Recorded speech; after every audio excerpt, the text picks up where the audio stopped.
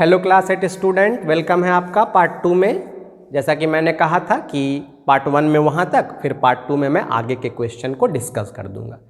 तो आइए स्टार्ट करते हैं। कह रहा है आंसर ब्रीफली।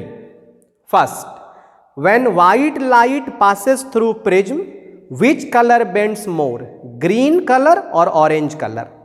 तो आपको बताया था कि ऐसे लिख लीजिएगा विवग्योर, और जो जितना आगे रहेगा उतना कम डेविएशन। तो ग्रीन और ऑरेंज पूछा है, तो ग्रीन डेविएट्स मोर क्योंकि ये पीछे है, और ऑरेंज डेविएट लेस। तो सबसे पहले आपको आंसर में लिख देना है कि green deviate more but orange deviate less. और रीजन पूछ रहा है कि रीजन बताइए। तो रीजन ये है कि इसका जो वेवलेंथ है वो लेस है और इसका जो वेवलेंथ है वो मोर है। तो अपने लेस वेवलेंथ के कारण ये ज्यादा डेविएट करता है और अपने मोर वेवलेंथ के कारण ये लेस डेविएट करता है, क्योंकि वेवलेंथ और डेविएशन इन्वर्सली होते हैं।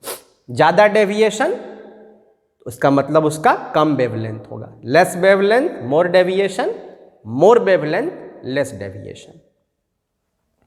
क्वेश्चन नंबर 1, जो जितना आगे है उतना कम डेविएशन, ध्यान रखिएगा। Next is draw a diagram to show why a rod appears bent in water. देखिए समझाया भी था आपको, वाटर में रखी रॉड मुड़ी हुई बेंट क्यों दिखती है। तो फिर से मैं समझा दे रहा हूं। देखिए ये वाटर है और ये आपका रॉड है। तो रॉड का ये हिस्सा ए बी, ये तो पानी के बाहर है, तो ये आपको एक्चुअल प्लेस पे दिखेगा जहां है। लेकिन ये हिस्सा जो पानी के अंदर है, मान लीजिए मैं इस पॉइंट की बात करूं, तो आप देखिएगा क्या होगा आपके साथ। ये दो लाइट ऐसे गया और चूंकि इसको वाटर से एयर जाना है तो ये जो है बेंड कर जाता है, और ड्यू टू बेंडिंग इसका एक इमेज बनता है जो इससे थोड़ा ऊपर होता है। तो ये पॉइंट आपको यहां ना दिख करके यहां दिखेगा। अब इसका हर एक पॉइंट वैसे ही ऊपर होगा और आपका जो रॉड है वो कुछ ऐसा हो जाएगा। अब ये हिस्सा आपको दिखेगा ही नहीं, आपको दिखेगा इमेज। तो जो पानी के बाहर है वो तो एक्चुअल शेप में दिख रहा है, और जो पानी के अंदर है उसका आपको इमेज दिख रहा है due to refraction of light, जो कि एक्चुअल रॉड से थोड़ा ऊपर है। That's why rod appear to bend when placed in water. ध्यान रखिएगा इसको। बुक में भी डायग्राम है, आप बना सकते हैं। नेक्स्ट है draw the path of light through a prism for the incident ray as shown. देखिए ऐसा प्रिज्म बनाया हुआ है और इस तरह की लाइट इंसिडेंट कराई गई ऐसे, और बोल रहा है कि इसका पाथ ड्रॉ कीजिए आगे का। तो बिल्कुल आराम से ड्रॉ करेंगे हम लोग कॉन्सेप्ट पे। देखिएगा सबसे पहले तो आप एक नॉर्मल ड्रॉ कर लेंगे जो कि बिल्कुल 90 डिग्री पे होगा। अब ध्यान रखेंगे कि चूंकि ये एयर है तो रेयर हो गया, और हमको रेयर से डेंसर में जाना है। तो रेयर से डेंसर में जाना है तो एक्चुअल पाथ तो ये है, लेकिन हम टुवर्ड्स द नॉर्मल हो जाएंगे। तो टुवर्ड्स द नॉर्मल ऐसे होगा, रेयर टू डेंसर। अब यहां तो यहां से हम लोग अब डेंसर टू रेयर जा रहे हैं, तो अवे फ्रॉम नॉर्मल हो जाएंगे। This is the complete diagram. सबसे पहले हम रेयर टू डेंसर थे तो टुवर्ड्स द नॉर्मल हो गए, और फिर डेंसर टू रेयर है तो अवे फ्रॉम नॉर्मल हो जाएंगे। अच्छा, अब ये प्रिज्म के शेप पे भी डिपेंड करता है, इसको आप लोग बना लेंगे। अब मान लीजिए प्रिज्म काफी बड़ा है, तो देखिए और भी हो सकता है, ऐसा है प्रिज्म, देखिए काफी बड़ा, और लाइट देखिए ऐसे यहां आया है वैसे ही, तो नॉर्मल ड्रॉ कर लिए। अब ये रेयर टू डेंसर है तो टुवर्ड्स द नॉर्मल, तो ऐसा जाके प्रिज्म पे इंसिडेंट हो गया, जाना ऐसे था। अब यहां भी एक नॉर्मल ड्रॉ कर लेंगे इस तरह से। अब ये डेंसर टू रेयर तो अबे फ्रॉम नॉर्मल, तो ऐसा भी डायग्राम हो सकता है, थोड़ा बड़ा प्रिज्म होगा तो यही आप लोग बनाइए, थोड़ा सा ये ज्यादा सुटेबल है, दोनों फेस पे रिफ्रैक्शन हुआ अच्छे से। फिर से एक बार समझा रहा हूं, rare to denser towards the normal, denser to rare away from normal, this is the complete ray diagram.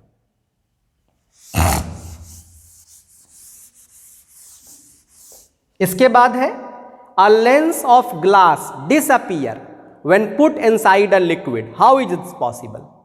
कह रहा है कि एक लिक्विड में हमने एक ग्लास का लेंस रखा और रखते ही वो डिसअपियर हो गया, दिख नहीं रहा है, इज दिस पॉसिबल, तो यस। एंड हाउ, तो यहां लेंस का रिफ्रैक्टिव इंडेक्स और लिक्विड का रिफ्रैक्टिव इंडेक्स सेम रहा होगा, और जब भी ऐसा होगा स्टूडेंट कि लेंस का रिफ्रैक्टिव इंडेक्स और लिक्विड का रिफ्रैक्टिव इंडेक्स सेम होगा, उस लिक्विड में आप लेंस डालेंगे तो वो दिखेगा नहीं। तो इससे आप जादू भी कर सकते हैं, ऐसा कोई लिक्विड जिसका रिफ्रैक्टिव इंडेक्स लेंस के रिफ्रैक्टिव इंडेक्स के सेम हो, और लेंस आप उसमें डाल दीजिए, बोलिए गायब हो गया, वो दिखेगा ही नहीं। तो this is possible, and the case is refractive index of lens is equal to refractive index of liquid. Next is what is the least number of rays required to find the position of image। तो ये तो diagram बना के आपको बताया था कि जब भी आपको पोजीशन ऑफ इमेज चाहिए मिनिमम 2 रे, तभी तो इंटरसेक्शन होगा। Next, the lower half of convex lens is covered with black pepper, how will it change the image form, will a complete image B produce. ये बहुत फेमस क्वेश्चन है कि convex lens के lower half को ढक दिया गया, बताइए क्या होगा, कैसे इमेज के फॉर्मेशन में चेंज आएगा। तो स्टूडेंट क्या होगा कि इमेज तो कंप्लीट बनेगा, कोई दिक्कत नहीं है, आप अगर लोअर हाफ को ढक भी दे रहे हैं तब भी इमेज कंप्लीट बनेगा, बस चेंज यही आएगा कि इमेज का जो ब्राइटनेस है वो कम हो जाएगा।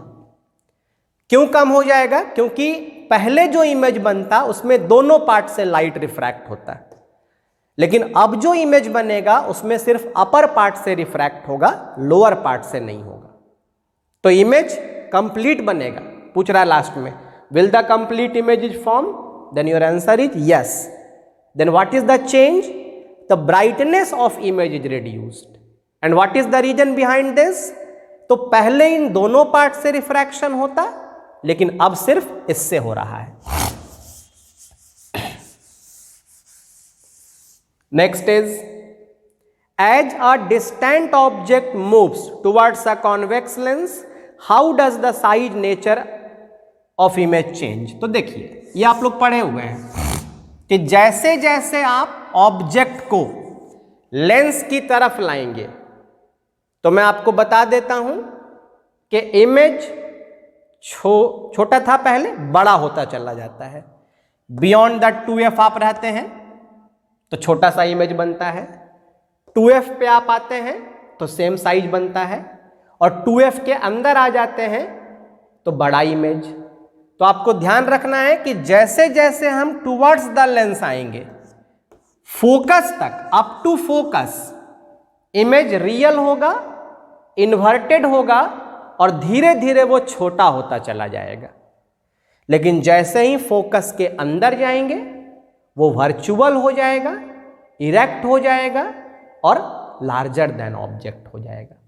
तो इसका आंसर ऐसे लिखेंगे कि when we move an object towards the convex lens, then up to the principal focus, image is real, inverted and Step by step they becomes larger, but within the principal focus the image becomes virtual, erect and larger than object.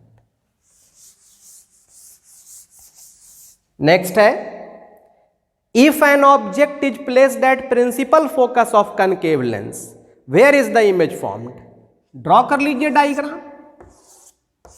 Concave lens हुआ, कहीं भी रख दीजिए, तरीका आपको बता दिए हैं। जो पैरेलल जाएगा वो इधर डाइवर्ज करेगा, लेकिन पीछे बढ़ाएंगे तो फोकस से।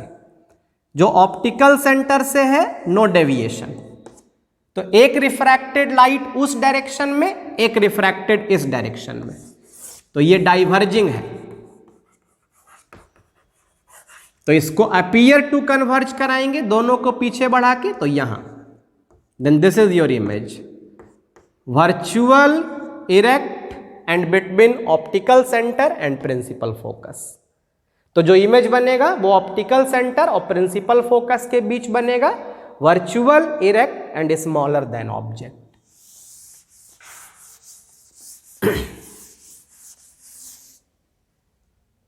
अब नेक्स्ट जी है, complete the following ray diagram. तो इसको मैं आपके लिए छोड़ देता हूं, ये बहुत इजी है, सारा बुक में दिया हुआ है। रे डायग्राम भी मैं सब आपके लिए छोड़ देता हूं।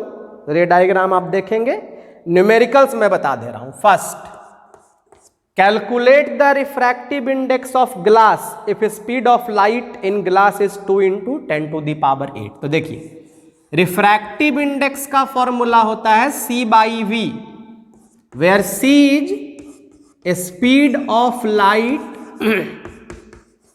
in vacuum and V is speed of light in given medium. Now you have to find the refractive index of glass. So at the place of C you will put 3 × 10⁸, while at the place of V you will put 2 × 10⁸। क्यों? तो C है speed of light in vacuum, जो कि fix होता है। तो मैं आपको बता दूं कि रिफ्रैक्टिव इंडेक्स से रिलेटेड कोई भी न्यूमेरिकल हो, न्यूमरेटर यही रहेगा ऑलवेज, डिनोमिनेटर चेंज करेगा। वो देखेंगे न्यूमेरिकल में कि किसका निकालना है और कितनी स्पीड है। तो ग्लास का निकालना है और 2 × 10⁸ स्पीड है। तो your answer is 1.5।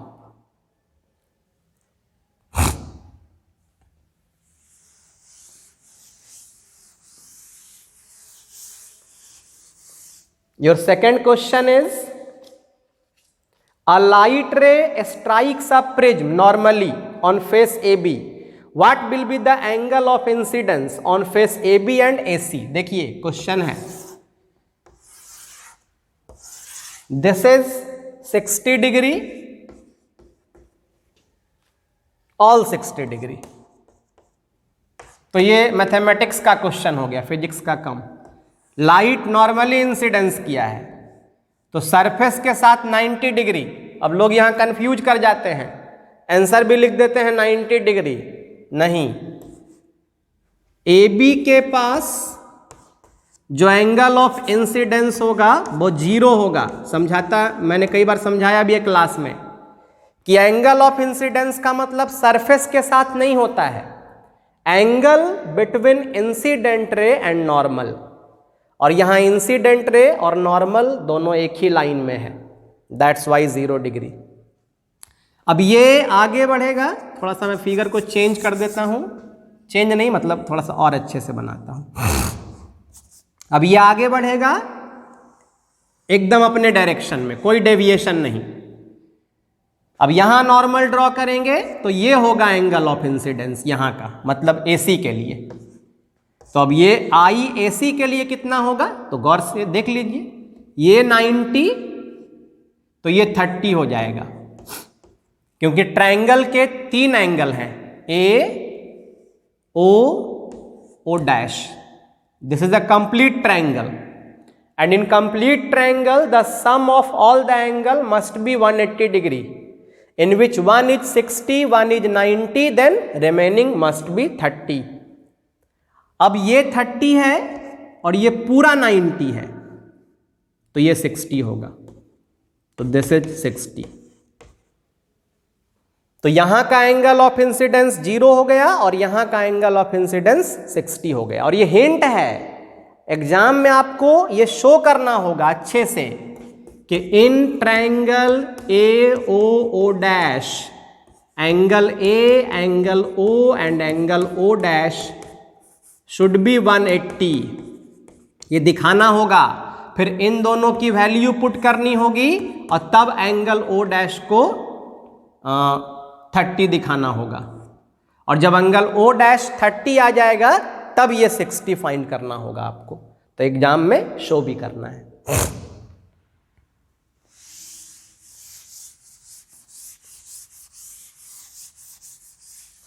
And third and last numerical is, what will be the angle of deviation in an equilateral prism if ray strikes the prism normally and has an angle of emergence 80 degree. देखिए रे normally incidence हुआ है तो आई 0 degree, emergence already question में दिया हुआ है 80 degree, और इक्विलैटरल प्रिज्म है तो एंगल ऑफ प्रिज्म 60 डिग्री।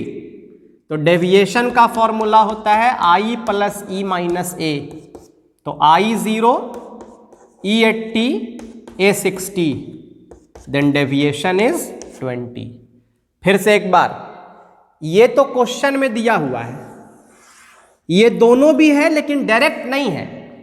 बोला है light incident normally, it means I 0, because when light incident normally, तो अभी हम लोगों ने डिस्कस किया था।